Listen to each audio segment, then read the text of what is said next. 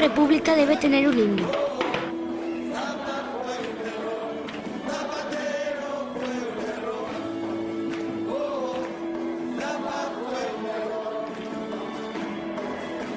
Una bandera.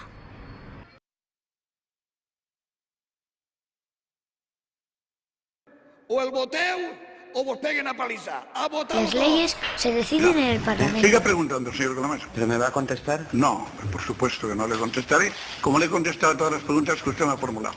Y a pesar de ser ¿Por una escrito? república, puede tener un ¿Y rey. no me puede contestar ahora? No le quiero contestar ahora. No le quiero contestar ahora. Pero sí que podría, ¿no? Usted pregunte y si no le retiro el uso de la palabra. O una reina.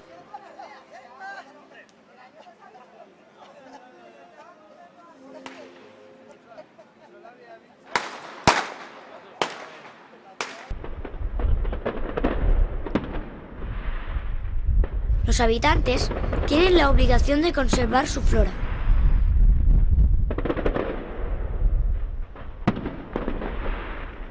Y su fauna.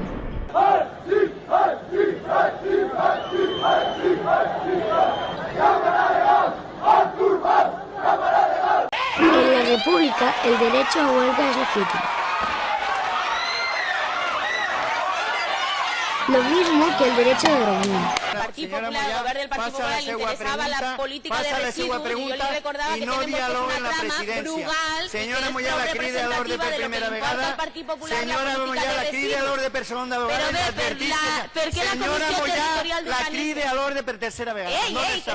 Abandone el saló. Todas estas leyes pueden, por supuesto, cambiar en el momento en que te dé la gana. Bienvenido a la República Independiente de tu casa.